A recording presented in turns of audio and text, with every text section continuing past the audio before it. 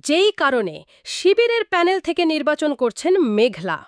জাহাঙ্গীরনগর বিশ্ববিদ্যালয় কেন্দ্রীয় ছাত্র সংসদ জাকসু নির্বাচনে শিবির সমর্থিত সমন্বিত শিক্ষার্থী জোট প্যানেল থেকে যুগ্ম সাধারণ সম্পাদক এজিএস পদে লড়ছেন আয়েশা সিদ্দিকা মেঘলা।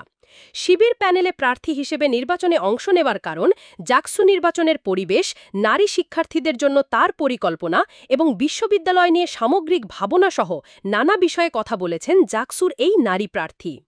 এত প্যানেল থাকতে শিবিরের প্যানেলে কেন গেলেন, এমন প্রশ্নের জবাবে মেঘলা বলেন, বিশ্ববিদ্যালয়ে ৩.৫ বছর সাংবাদিকতা করেছি এবং এরপর ১ বছর অ্যাক্টিভিজম করেছি। কোনো রাজনৈতিক সংগঠনের সঙ্গে যুক্ত না থাকায় একাধিক সংগঠন আমার সঙ্গে যোগাযোগ করেছে। আমার মনে হয়েছে শিবির সমর্থিত প্যানেলে গেলে আমি ভালো কিছু করতে পারব, শিক্ষার্থীদের কণ্ঠস্বর হয়ে কাজ করতে পারব, তাই শিবিরের প্যানেলে আসা। মেঘলা আরও বলেন, বিশ্ববিদ্যালয় জীবনের শুরু থেকে দীর্ঘ একটা সময় জাহাঙ্গীরনগর বিশ্ববিদ্যালয় প্রেস ক্লাবের সঙ্গে সাংবাদিকতা করি। সর্বশেষ সাবেক সহসভাপতি হিসেবে দায়িত্ব পালন করি। পরবর্তীতে ধর্ষণ বিরোধী মঞ্চের সদস্য এবং যুগান্তর স্বজন সমাবেশের সাধারণ সম্পাদকের দায়িত্ব পালন করি। জাহাঙ্গীরনগরের নারী শিক্ষার্থীদের সমস্যা তুলে ধরে তিনি বলেন, বিশ্ববিদ্যালয় ৫০% নারী শিক্ষার্থী থাকার পরেও আমরা দেখতে পাচ্ছি নারীদের মধ্যে নেতৃত্ব দেওয়ার অনীহা রয়েছে। এর মূল কারণ সাইবার বুলিং। আমি নিজেও বারবার সাইবার বুলিংয়ের শিকার হয়েছি। আমি জানি বিষয়টা কতটা প্রভাব ফেলে। তিনি আরও বলেন, আমাদের বিশ্ববিদ্যালয়ের যৌন নিপীড়ন বিরোধী নামে একটা সেল আছে। আমরা এমন একটি সেল তৈরি করার চেষ্টা করব যেখানে কেউ সাইবার বুলিংয়ের শিকার হলে অভিযোগ দিয়ে বিচার নিশ্চিত করতে পারবে।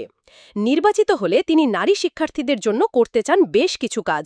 তিনি বলেন, নির্বাচিত হলে আমি নারী শিক্ষার্থীদের নিরাপত্তার বিষয়টি আগে নিশ্চিত করব। আমরা দেখতে পাচ্ছি বেশ কিছুদিন ধরে ছাত্রী হলে চুরির ঘটনা ঘটছে, বহিরাগত প্রবেশ করছে, ক্যাম্পাসের ভেতর হেনস্থার শিকার হচ্ছে। এসব ক্ষেত্রে যা করলে নিয়ন্ত্রণ করা যায় সেই পদক্ষেপগুলো গ্রহণ করব।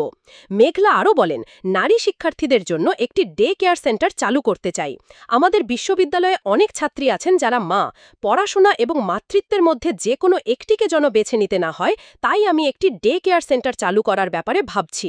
এছাড়াও ছাত্রী মায়েরা যেন নিরাপদে তাদের বাচ্চাকে বুকের দুধ খাওয়াতে পারেন, সেজন্য ব্রেস্ট ফিডিং কর্নার তৈরির ইচ্ছা আছে।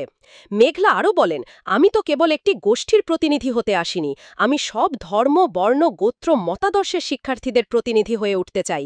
জাকসুতে বিভিন্ন মতাদর্শের শিক্ষার্থী মিলে একটি সংগঠন হয়ে কাজ করবে। সবার প্রচেষ্টা থাকবে বিশ্ববিদ্যালয়ের সমস্যাগুলো সমাধান করতে।